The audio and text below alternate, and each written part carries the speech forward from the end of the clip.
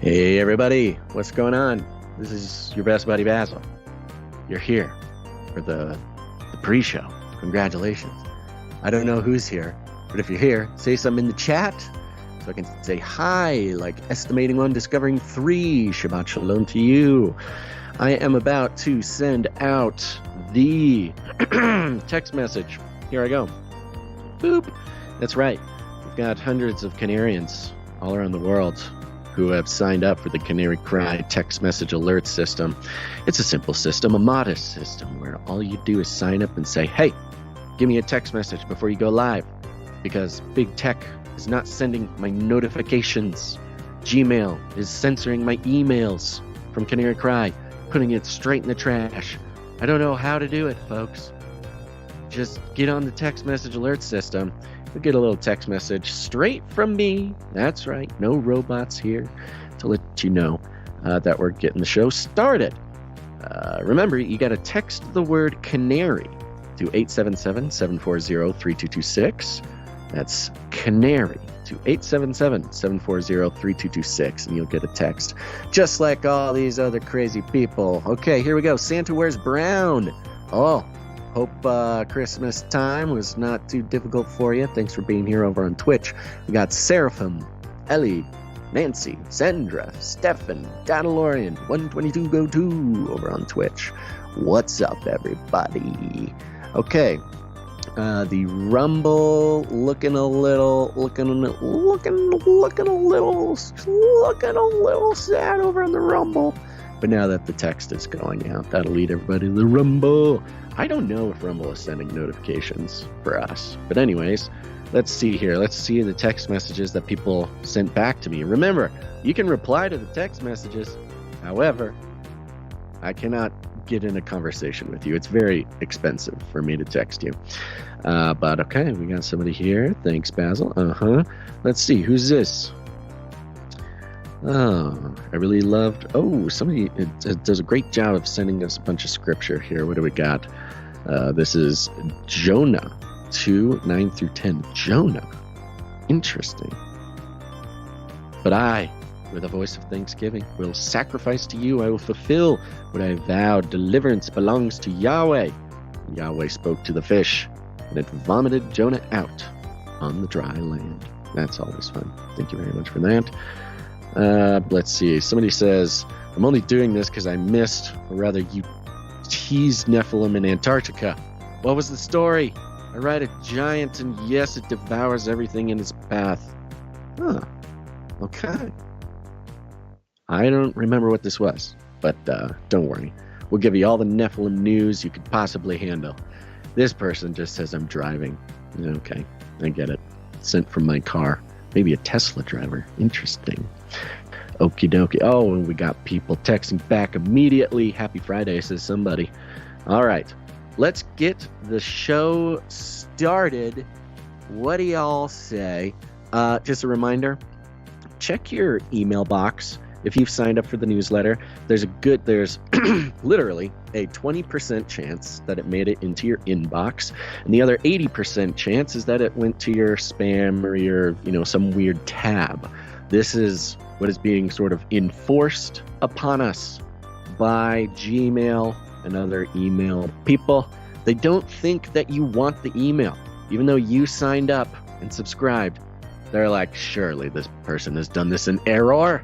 So go find the email wherever it landed in your boxes, put a star on it, whitelist it, flag it, do all the things, or respond to it. The best thing to do is open it and just respond to it.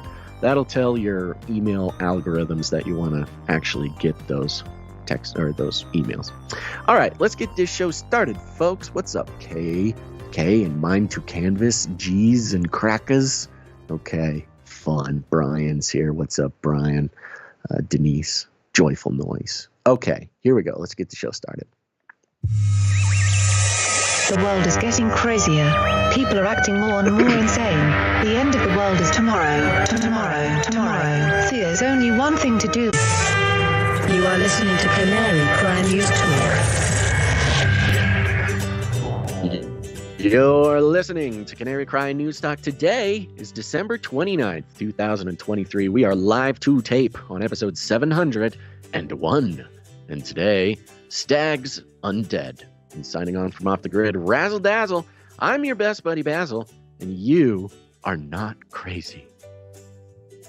And my name is Gons, director of the Age of Deceit Films, your favorite Asian provocateur for Christ, live to tape from California to bring you the best news, which is the gospel message of Jesus Christ, while reporting the egregious with a well-rounded, biblically grounded take on world events and today's emergent phenomena, Basil. Is everybody ready for the return of the dragon energy? Who's ready? You ready? You ready for the dragon energy? What about you in the chat? Jeez, dragon energy all over the place, baby. 24. Dragons back. Wasn't that Ye? Ye said he had dragon energy? Ye did. And he said that he and Trump both had dragon energy. Whoa, and of course, double it's the, dragon energy. They're dragon brothers. Double dragon. And if you recall, Basil, back in 2012, the year that this, or at least the Canary Cry podcast started, we started it because there was some talk on the fringes of some corners of the internet about the end of the world at the end of 2012. Back when it was weird. Yeah, back when it was weird and nobody liked talking about it. And that was the year of the dragon. That was one of the things. And I think 2024, the 12 years is back. It's a dragon year again next year. Oh, what is this? The Chinese zodiac. Zodiac? Yeah. So okay. We've made a round trip on the zodiac, Basil. Imagine that. Well, funny enough, it was 2012. That was sort of the last big end of the world scare. Sure. Remember the Aztec calendar? Of course. Yeah. The return of Quetzalcoatl. And I know some people are kind of a little bit new to the lifestyle. The end of the world talk. The apocalypse lifestyle. But yeah, 2012 was a big one. And I think that's interesting because that was all about the Aztec calendar, but was also Year of the Dragon. Here we are, Year of the Dragon. And everybody's talking about the end of the world again. Yeah. The apocalypse, the revealing. I don't think that's necessarily just a coincidence. No. And we've that's made what it. We're here to figure out. We made it into the 700s. And apparently we just hit 7,777 subscribers on YouTube. So, hey, congrats to us. Yeah, that's what it says. Like today? Like right now, yeah. That by the way, fluctuates. Person in chat who informed us. Because that's cool. Yeah, it's good timing on everything, Look at that. Last episode of the year, ending the year with 7,777 subscribers on YouTube. Mm-hmm. Not counting all the secret places that we will live on. Okay. Well, what do you think? You want to jump right into it? Sorry, I am having lots of goo. I'm having goo problems today, and I don't have my mute button plugged in because it was buzzing. So I will try to keep the goo sounds down, but forgive me ahead of time, especially when I'm here to make sure we have a disclaimer. It's time for a disclaimer. Now listen up, YouTube. That's right. And just for all the content moderators and censorship managers out there, be they robots or humans, everything you hear on this show comes directly from the mainstream corporate news media. We do not claim to be experts on healthcare, geopolitics, military strategy, corporate law, or the moral and ethical implications of any of these topics, nor do we implicitly or explicitly support or subscribe to any sources or narratives containing misinformation, disinformation, or malinformation, as defined by the Department of Homeland Security. We're good boys. All right, YouTube, we're good boys. That's right. Let me give you a rundown. Oh, look, here's Basil. Let me bring you up to speed. Well, folks, it's happening again. The long, slow disaster of the zombie deer apocalypse. This has popped up every once in a while. Again, popping up recently. Interesting connections with some of the directions the world is heading in. And, of course, we'll be taking a look back at the 2011 campaign from the CDC, the Zombie Apocalypse Preparedness Campaign. Very important. Especially in the context of deer. Then We'll be checking in with Obama, what he has to say about the state of the world moving into 2024. Let's say it has something to do with sewage. And then a quick note on some sewer surveillance, our creme de la creme of theories that has become maybe one of the most important aspects of surveillance moving into the future, in which we all have no privacy, not even our feces. That has kept on rolling. Checking in with Elon and FLIPPY and the problems at the Tesla factory. Yes, folks, it was just a matter of time. We'll be talking about robot rights and our best friend FLIPPY. Then main section of the show. Scientists explain why doing your own research leads to believing conspiracies. Show this trend that we will let you know about. But first, Gons, our lead stories. Speaking of the beast system, beast system. A pandemic special. All right, we're going to start off. There were multiple outlets talking about this, but I chose the independent.co.uk. And the headline here is scientists warn zombie deer disease could spread to humans as cases surge across U.S. It's surging. Those cases of deer. It's surging in deer. Yes, but it could travel to humans. We just had a whole pandy that allegedly came from animals to people. Mm-hmm. Maybe, yeah, but they want you to think that you'll get the disease by eating the deer, but really it's more of a vampire situation. You don't want the deer biting you. That's how zombies work. Yeah, true. This has, correct me if I'm wrong, this is not new. I don't think so. I believe we even talked about it like years ago when we were doing like the half-hour show back in the day. I could be wrong, but my memory could be a little shoddy now. But okay, what are they saying now? Of course, they just got to boot it back up going into 2024 because you need to set the scene for all the disasters going on. Yeah. Well, there's PC, pre-COVID, and PC post-COVID. Oh, good. Yeah. The zombie story hits different now. Okay, scientists have warned a zombie deer disease, in quotes, could spread to humans after hundreds of animals were infected with the illness in the U.S. over the last year.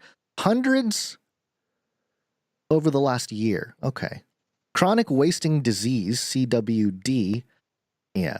Zombie deer disease sounds way better, which leaves animals drooling, lethargic, stumbling, and with a blank stare has been found in 800 samples of deer, elk, and moose across Wyoming. Yeah, this has to be about, the anti-meat movement. That's what it seems like to me. I like the blank stare as a symptom. Folks, deer are sort of famously known for their blank stare. In fact, I was just commenting to somebody as we were blabbing on some analysis that the movie trope of deer staring at you in movies became a common movie trope after The Ring. You remember The Ring, Guns? Yeah. Yeah, for no reason, they added this scene where like the deer would just stare at you. Yeah. And it had to do with nothing. Yeah. Nothing at all. Well, that's what you think. And then it keeps popping up. It pops up in movies at least once a year, the sort of strange acting deer coming close to humans and staring at them. Most recently was in the Obama flick, Leave the World Behind. Again, deer staring at people for no reason, no explanation, has nothing to do with the plot. It's just sort of unsettling. A deer standing there staring at you is an unsettling thing because you expect them to run away. And so it feels like there's been some predictive programming over the past decade or two with this zombie deer thing, where for no reason at all, never explained, a deer looking at you means it's a zombie deer. And so we are coming to the sort of fruition of this long-standing PSYOP campaign. Well, there's a whole folklore and legend behind deer when it comes to the horned god and things like that. There's a whole pagan side of things. So I'm sure people can do breakdowns on that. Sure. But it also reminds me, for them to mention it it's interesting. It kind of reminds me of the movie Men Who Stare at Goats. It's like they tried to mind control the deer and they couldn't do it or something. And they're like, well, look at this blank stare when they zombify. They do kind of act as if they were some sort of surveillance drone. Yeah. Like a deer staring at you is like, what do you want from me? You're being watched. But experts You want warned. my data, don't you? That deer just wants all my data. Well, that's true for everything, aren't we? Just all wildlife. That's all animals want is your data. Come on, folks. It's the way of nature. But experts warned the disease was a slow-moving disaster. Oh, that's good. And urged governments to prepare for the possibility of it spreading to humans. Oh, no. Quote, the mad cow disease outbreak in Britain provided an example of how overnight things can get crazy when a spillover event happens from, say, livestock to people. CWD That's so researcher stupid. Dr. Corey That's Anderson so told The Guardian. stupid.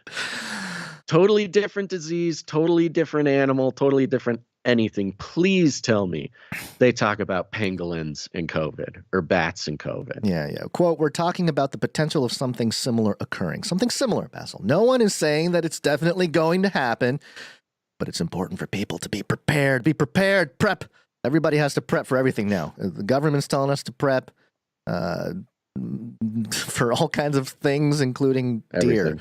So the article goes into more stuff. Do we want to go into the UK's plight with cattle and mad cow disease? Whatever you want, man. You're the one. You're the boss right now. Okay. So are you telling me they don't mention COVID? Let me see. They do. Oh, they talk about biotech. Yeah, okay. Well, let's mention. Okay, it's worth reading some of this. Okay. In 2017, they talk about mad cow disease. It's like, okay. And to 15,000 CWD infected animals a year were being consumed by humans, according to the Alliance for Public Wildlife. The figure was expected to rise by 20% annually. In Wisconsin, thousands of people have probably eaten meat from infected deer, Dr. Anderson said. And they're fine, so what's the problem? Just wait, man. It's going to get worse. CWD is extremely hard to eradicate once an environment is infected. Like, we got a genocide. That's the only solution here. It can persist for years in dirt or on surfaces. And scientists... Scientists report it is resistant to disinfectants, formaldehyde, radiation, and incineration at 600 degrees Celsius. That's 1,100 degrees Fahrenheit. It is the immortal virus pandemic. It comes after U.S. biotech company Ginkgo Bioworks warned illnesses transmitted from animals to humans could kill 12 times as many people in 2050 than... Because it's been proven to not be the case. And what a strange number and what a strange year. What in the world are they talking about? Well, the people that will die from this in 2050 are those who will not participate in the mind/soul upload into the metasphere. Yeah, or you got to have your lab-grown meat. Yeah, right. Any animal-derived meat is going to make you sick. Yeah, normal anything is going to be considered dirty. It's got to be sanitized. The company said epidemics caused by zoonotic diseases, known as spillovers, could be more frequent in future due to climate change and deforestation. Between 1963 and 2019, epidemics increased by almost 5% every year, with deaths up by 9%, according to the group's research. Quote, if these annual rates of increase continue, we would expect the analyzed pathogens to cause 4 times the number of spillover events and 12 times the number of deaths in 2050 than in 2020. It warned. Basil, are they counting COVID in their 2020 No. year? Whoever wrote this for the Indy.co.uk, let me find the author's name here. Alexander Butler. Alexander Butler comes from a different timeline where COVID didn't happen.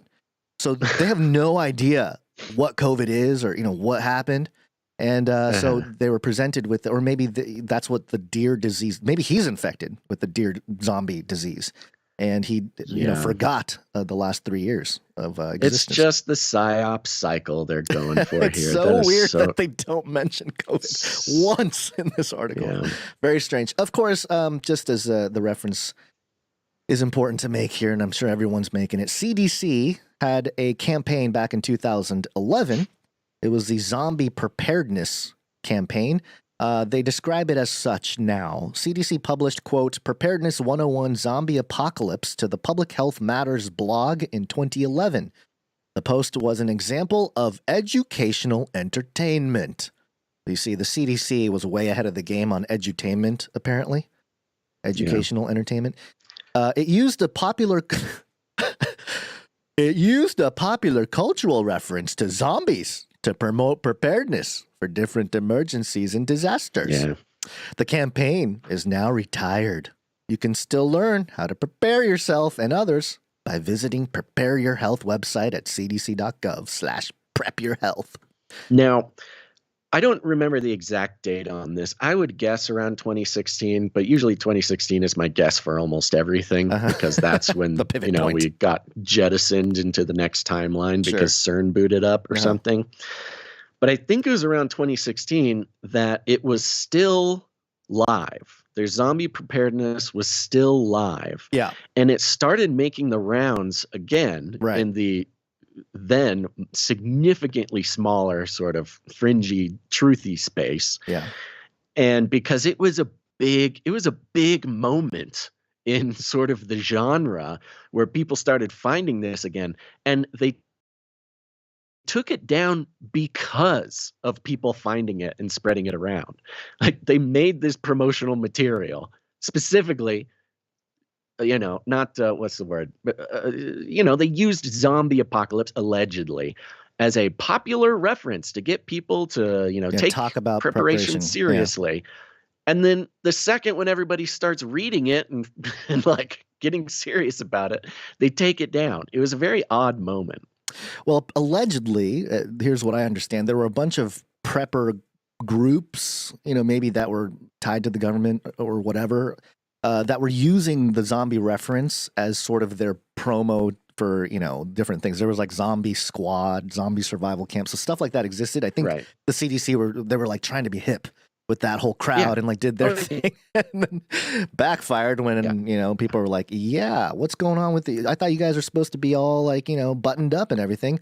Oh, it was just tongue in cheek. And by the way, they shut it down in 2021. So what had happened, I remember the 2016, 2017. Maybe it was 2021 then. Well, I think it happened twice because I remember us talking about it, who knows when. I mean, I remember people referencing it and discussing it 2014-ish is when I first saw it, maybe even earlier. But then 2016, I think it was 2017, after Trump got in office and the whole deal, people, started researching online and they started finding stuff like this. So there was a buzz then, and then the buzz reappeared in 2021 after the lockdown started. A year and a half of people sitting around researching on the internet. And then I think it gained steam again, and that's when they shut. And we're having trouble. People are not taking us seriously. And perhaps the zombie blog post is coming back to bite us. So take it down kind of thing. And that's your mundane view. And of course, your more intense view is what do they know? What do they know? What are they preparing for us to even put that into the consciousness of the internet as an official outlet like the CDC is supposed to be? Yeah. And just to state the obvious, in case anybody needs us to, this is obviously part of the campaign to lock down the food system. There's more people than ever have been getting into hunting. I went hunting for my first time this year. Like a lot of people are like, I don't know about this food system. I don't know about these meat packing plants always burning down and getting Ebola. And obviously the supply chains are shaky. And so more people than ever are getting into hunting. This has been sort of a notable increase from people who are sort of paying attention. And it's very similar. And this isn't quite the smoothest transition, but long story short, a lot of our producers over the years have brought to our attention and shared that they're concerned about the wild horse slaughter going on in places like Nevada, I think Idaho, Colorado, where basically wild horses inhabit the wilderness and are, breeding fast. And every year there's just like thousands and thousands of these wild horses that are just running the countryside. They claim that they're causing damage in one way or another, but long story short, they're using taxpayer dollars to go slaughter thousands of horses. This is the Bureau of Land Management. Yeah. Using taxpayer dollars to just fly a helicopter like out into the desert and machine gun thousands of horses a year, which is very strange. And of course, those who are trying to think critically about it, one theory, or at least an aspect of this is like, they want everybody to be in a car that can be shut down remotely and they can be taxed for their carbon, usage and blah, blah, blah. And they don't want people getting the funny idea that they can just go out into the wilderness and tame a wild horse and have sort of carbon negative transportation, if in the case that things get really wild. If I can just jump in, I'm sure. As you were talking, I pulled up this article from back in April. USU, that's University of Utah, I believe, professor trying to solve wild horse overpopulation problem. And one of the things he mentions in here is there are no native predators that prey on wild horses. And so you really have a system that's out of balance.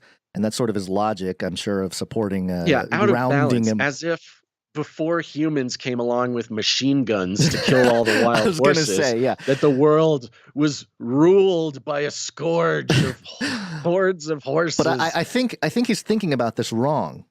If you get, no kidding. But if you can get everybody to just start, using wild horses as part of their transportation system, then the predators become each other, you see. You don't need you get zombie horses. You don't need the government to come in and slaughter a bunch of horses. They will slaughter each other. Got to think like an elite there. Horse wars. Hannaford, horse wars. The horse wars have begun. How do we go from deer to horse? What? Actually, very similarly related to the emu wars in Australia, when the Australian military lost a war to 20,000 emus. That's a story I've told, and surely I will tell it again. But to bring it around, I was going to say this. Yeah. Oh, you're going to transition. This is obviously a psyop to discourage people from getting any funny ideas about going out and harvesting their own meat, not relying on the corporate poisoned food supply system where they can't use this free resource of animals that need to be controlled already, by the way. Hunting is an ecological process that you're talks about balance. Yeah, in the ecosystem of life. Yeah, but they want to keep people unskilled. They don't want them getting outdoor skills by going hunting. They want to keep people unskilled. They want to keep people, of course, poisoned, unhealthy from our food system. They want people to stay obedient in the end. Yeah. And one of the things, I don't know how to mention this other than just to make the point that I think 2024, maybe 2025 too, but 2024, one of my predictions is that it'll be a big year for genetic engineering of animals. I think we're going to see some crazy stuff about that this year. And maybe this is sort of the call sign, the little hint about that kind of thing, because if these deers are walking around, we got to vaccinate them. You got to vaccinate. You've got to genetically modify the deer. And then if you eat the deer, you're eating vaccinated deer. And then exactly. It creates... We already know they want to mRNA vaccinate our beef. They want to mRNA vaccinate the pork. They want to mRNA vaccinate the plants, for goodness sake. Yeah. That's not a joke. And but I think that would give another reason for people to get into hunting and providing for their own family instead of relying on the sort of corporate fascism. Right. Yeah, and I think the genetic engineering won't just come in the form of, hey, we want to engineer it and vaccines and all that, but also in a purity type of context. Like, we want to make a pure deer that's totally free. It's the grass-fed idea, but to the extreme kind of thing. Right. The genetically modified deer will be better than the wild deer. Right. They've been creating animal-human hybrids for decades. And we'll see that too. Deer man. Deer boy. What was there was that show. The show. sugar tooth, sweet tooth. Sweet tooth, sugar, yeah, whatever, whatever that Dear was. boy. Okay, let's move on from that a little bit. We have a little fifth generation conversation. Fifth generation warfare, the battle for the minds of the population, a war of narratives. And we have real quick before you get into it. Yeah. How's the restream looking? Is it keeping a strong signal? I'm getting messages from across the platforms that there's been some glitches going on. My tab here says excellent, but it doesn't mean that it is. Excellent. Yeah. Well, I think that's one of our things for 2024, folks, is we'll be experimenting with improvements on the services we use. Yeah. Yeah. All around. Yeah. Might be a good one to go check out the RSS if you're listening live and you can't take it anymore. Oh yeah, and always remember, folks, if you're watching live, you're used to watching live, or you watch it on YouTube, if it's not good, there is always the podcast version. The podcast version is top quality. It's just go to your podcaster player and search for Canary Cry News Doc. Okay, yes. So let's talk a little psyop, I guess, fifth generation warfare type of thing going on. There was a clip of Obama. He had a lecture for the Obama Foundation, or a sponsored by Obama Foundation event at Stanford, the Cyber Policy Center. And there's a clip that went viral. I have the clip of it here, and I'll play it. But it's not just that clip that I want to reference. It's also the response. This particular video has an edit of Infowars and General Flynn talking about commenting on this Obama clip. And I bring up General Flynn because he's the one that wrote the book about fifth generation warfare, which we need to dive into more, I don't know, deeply, I guess, Basil. But, right. Oops, where did it go? Here it is. No. Oh, no, I lost it. Here we go. Understand, it's not necessary for people to believe this information in order to weaken democratic institutions. You just have to flood a country's public square with enough raw sewage. You just have to raise enough questions, spread enough dirt, plant enough conspiracy theorizing that citizens no longer know what to believe. Okay, let's pause there for a second. Any thoughts, Basil, so far on the Obama? Well, my first thought is I would have liked the clip to start about 10 seconds earlier. Okay. Because he's saying all we have to do is flood the town square with conspiracy theories and sewage. And I'm wondering, what perspective is he talking from? Is he pretending to be China here? Is he, of course, clipping it there has the benefit of making it seem like Obama is saying like he wants to spread raw sewage and conspiracy theories. However, we do know for a fact, and is becoming more and more revealed, even sort of publicly and in documented ways, that the government does practice this type of psychological operation of flooding the zone to confuse everybody. Yeah, it's sort of an interesting admission without admitting it.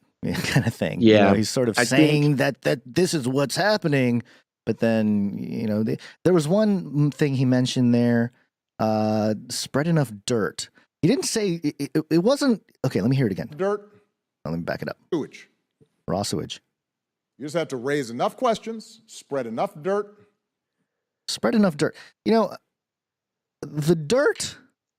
The mainstream usually takes the dirt as fake or false or fabricated or, won't even talk about it at all. Yeah, thinking about dirty or mud, spreading the gunk type of thing. Yeah. But dirt kind of references like the hidden facts. Right. If you got the dirt on somebody. Yeah, you spread it out enough and it's like, well, so you're saying that it's legit. You're basically saying that in his context that he would like people to understand, the people, the crazy conspiracy fringe people, the ones that do all this and are spreading hate or misinfo, they're the ones that spread dirt that's Legit dirt? Right. Well, that's malinformation, Cons. It's okay. true facts that cause people to question the government. That's malinformation. So if you have dirt on someone, or you have dirt that you're, spreading online, it doesn't mean it's false. It just means it's inconvenient for the government. Yeah.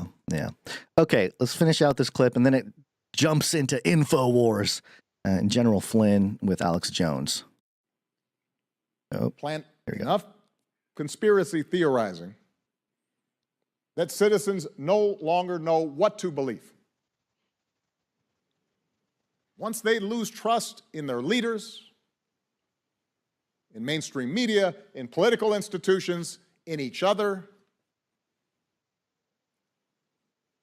in the possibility of truth, the game's won. Important clip. You responded to it and went super viral, General. Yeah, I mean, I'm looking at almost 9,000, comments. I mean, over 3 million retweets on this thing. And the reason is, and I want people to go to that, because when we retweeted it at Real Alex Jones. Everybody retweet it right now. When you listen to him, and he came out and said this the other day, to me, there's a scent of fear in his voice. And it's whenever you see Barack Obama come out and start talking like he's talking, it means that they're sort of bringing out their big guns, okay? And the comments that he made, they're so horrible. They're just horrible comments. And for the most part, the people that I'm listening, and I pay very close. He's calling the American people sewage. He's saying we are the raw sewage of disinformation. I mean, it's just unbelievable. But when they bring him out like this, and he talks the way he talks, that means that there's fear in their ranks. And this is what I sense right now. And that's why we've got to really, really start pushing the truth in every single aspect that we can, whether it's local action or whether it's on national, international shows like your great Infowars. Exactly. Okay. Interesting. The man who wrote a book about fifth-generation warfare, I believe, is using a sort of fifth-generation warfare tactic here. And mobilizing people. Sorry, for a second there. Oh yeah. You did one of those speedy recovery things on Skype. You know how it backs up and then all of a sudden you go. Are you still there? Yeah. Sorry. Okay, Stabilize connection. Stabilize connection. You're okay. But yeah. So what I was saying was General Flynn is using the fifth generation war tactics to mobilize people to actually. But it's interesting because he's trying to get people to mobilize and use the constitutional rights we have, which I'm not necessarily in disagreement with, but I also see the tactic being used to mobilize, and it's very interesting. Yeah. I think it's. I'm not so sure about the Flynn thing. Flynn has sort of been an interesting character over the years here. And it kind of goes back and forth. Same with the AJ, same with the Tucker, same with everything. We have to come at all of these characters with similar, not necessarily skepticism, but we can't take for granted. Yeah, we can't take them for granted that everything they say is worth repeating. But I agree with him that when they start coming out and they start laying this stuff on thick, it's because they have to. It's because they're in a position. Something is not going right, and they need to get a handle on the situation. Right. Kind of like the zombie deer. Yeah, zombie deer. Yeah, just roll out this. I could see Obama. Roll out the zombie deer. Get the zombie deer out. Okay.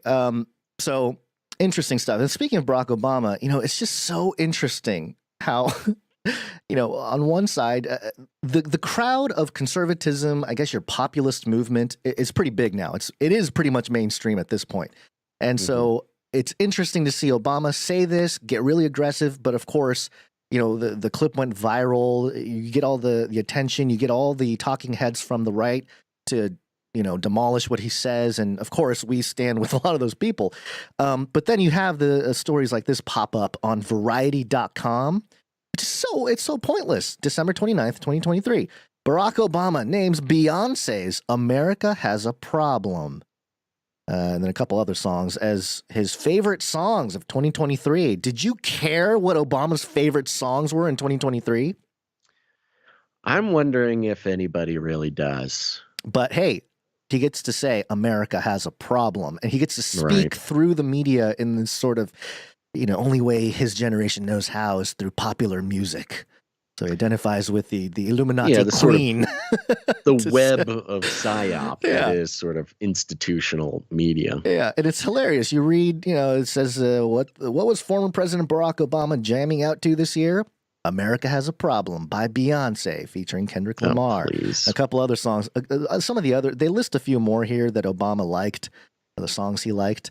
There's I Remember Everything by Zach Bryan. There's The Returner. There's Sitting on Top of the World. There's Vampire Empire. Oh, my gosh. And then Younger and Dumber. So, I think he's revealing, hey, I want to live forever. Hey, sounds like he's planning on becoming president again. It sounds like the second coming of Obama as a vampire, but he's younger because he's drinking. I don't know, but it's just weird, man. It's weird. Of course. Like it's not conspiracy theory. Again, this kind of goes to the baiting of the establishment to the sort of truthy crowd, people just paying attention. Right. They know that, they put together a list of his favorite songs. People are going to look at it and be like, what is he trying to say? What's going on here? Yeah. Because, whether or not those are his favorite songs, this is how the sort of hiding in plain sight message. Be economic too. If they're sitting in the line of money that comes from all the clicks that this type of thing can generate, then hey, might as well. And it can be all that those stuff things out there. Yeah. Yeah. So, but I think it can be all those things, and we should not. And this is where all the psyop about like conspiracy theories are crazy. Oh my gosh, you think aliens are in the White House or whatever. Like the idea of trivializing conspiracy theories is so that they can do it blatantly in plain sight, execute something like this that is, blatant messaging, blatantly economically beneficial, blatantly, put out there to trigger people or to keep Obama on the top of everybody's mind, all these things. And it can be all of them at the same time, which means not that we shouldn't be paying attention to it, but that we should.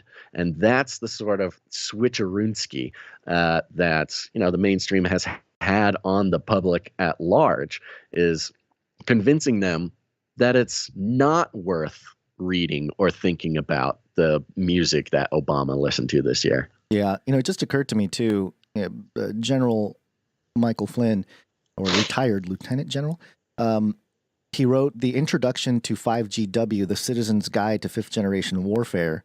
And he published it. I'm trying to find the exact date he published it, but it almost seems like he knew where the conversation was going to go, or at least somebody knows where and when people like us get a hold of the idea of fifth generation warfare, some of the jig is up, in a sense, because if this type of information becomes popular, then even for people like him in higher places could be, in risk, so he must have gotten ahead of the thing and get the book out, mobilize the people for 2024, the whole deal. So it just seems like, and also it's also economically beneficial. Yeah. You get to be one of the first. That's how those guys pay for everything nowadays. Yep. Okay. I want to move my story that I had right there. I'm going to move it to the end of block 2. Oh, okay. Yeah. Well, Friday thing. You gonna learn today? Cause it's Friday. You ain't got no job. And you ain't got Are you not entertained? Every day. It's Friday. It's Friday. Woo! That's right. It's the end of the week.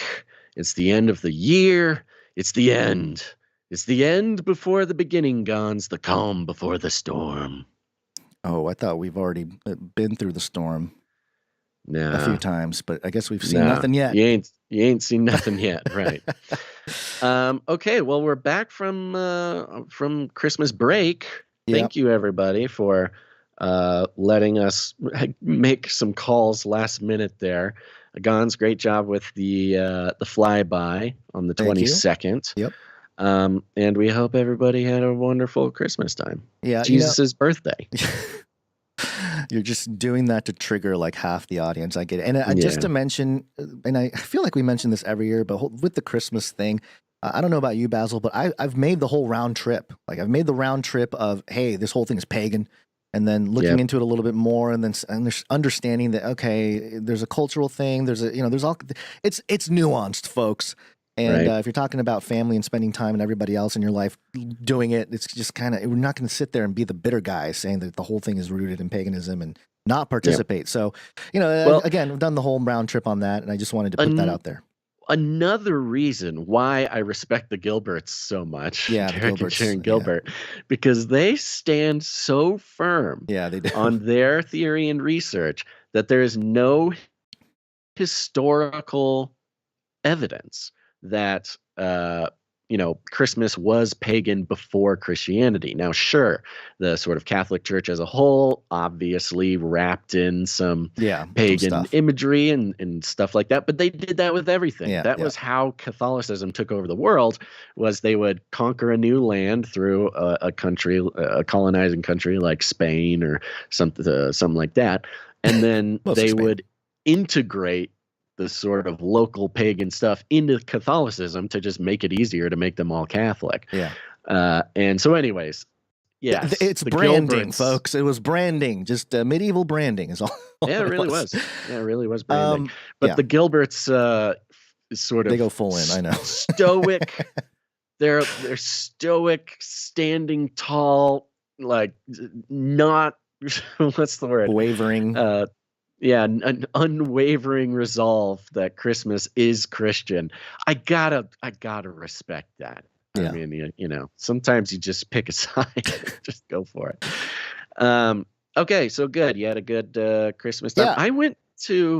I was traveling for Christmas, obviously, going to see some family, and I went to a church for Christmas Eve, little candlelight vigil service or candlelight Christmas Eve service. Always something that was a part of my childhood on up through adulthood, was the candle night Christmas Eve service, where you sort of you tease and test the insurance liability of your church of the church thousands of people holding candles in their hands. Yes, I know the logistical headache with live flame. So that's always fun, a little adrenaline rush.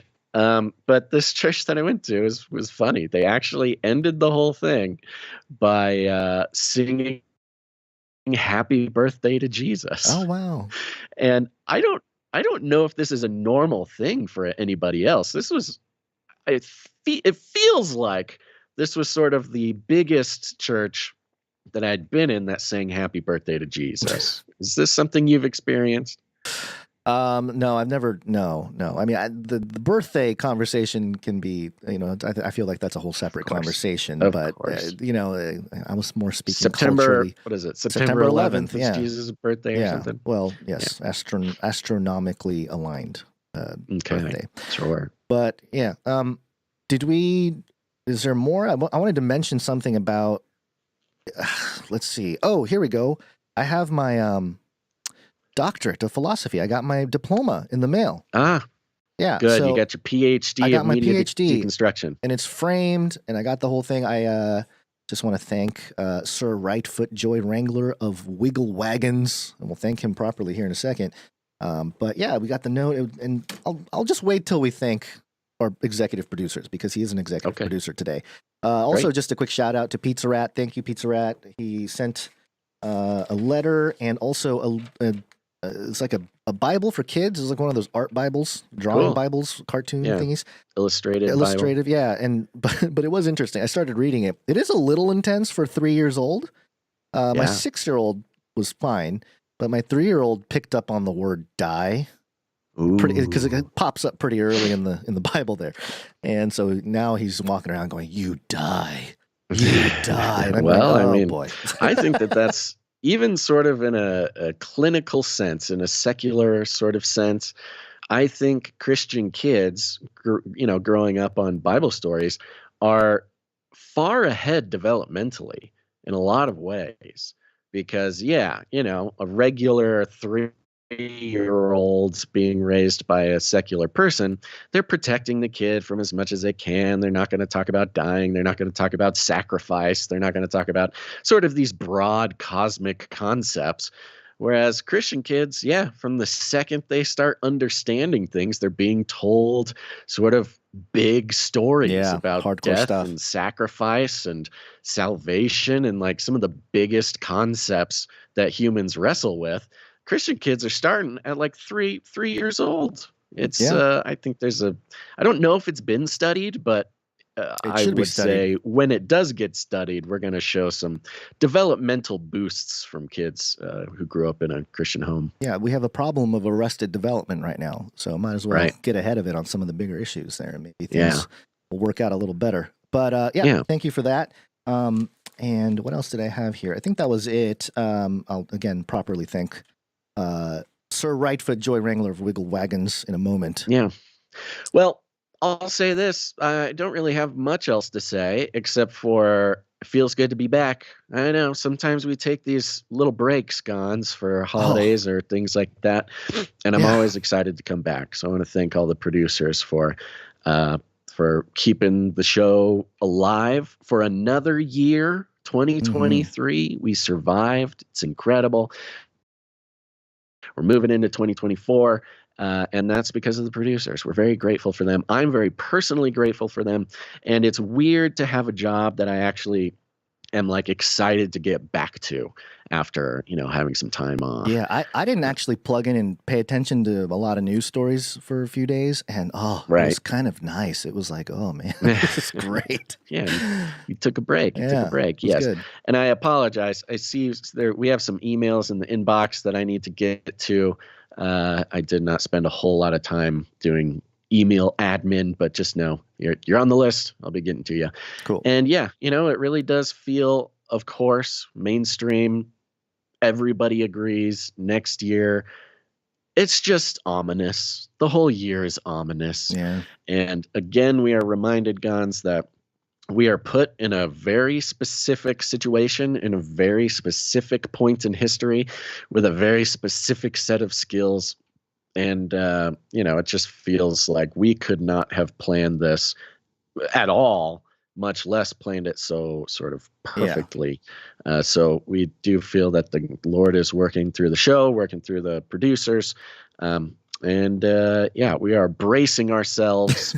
And in the email today, to join the newsletter, go to canarycry.party, join the newsletter. In the email today, I wrote a little note about how, we're kind of, it's like the calm before the storm, where things are going to get crazy next year. And so we're sort of girding our loins for battle here in this week of sort of chillness. But it feels like we're not just gearing up or armoring up, alone. It's not just you and I. We have like a whole battalion around us, and we're all side by side, sort of girding ourselves for what's to come. And that feels good. My jacket that I am wearing currently, this big fluffy jacket that's keeping me warm here, came with a big old, I got it for Christmas from my wife, and I had a big old sticker on it that said "Conceal Carry Jacket." I was like, ooh, cool. I have these pockets where I can conceal carry. It's great. I like that. I don't have one, but Instagram keeps inviting me to purchase one. No, now that I've said it out loud on anything that is electronically connected to you, you will be seeing it. Now you're all going to get it. You're going to, There you go. So there you go. We're very grateful for everybody. This is the last episode of the year, but we will be back on Monday, January 1st, starting out the year, where the year starts.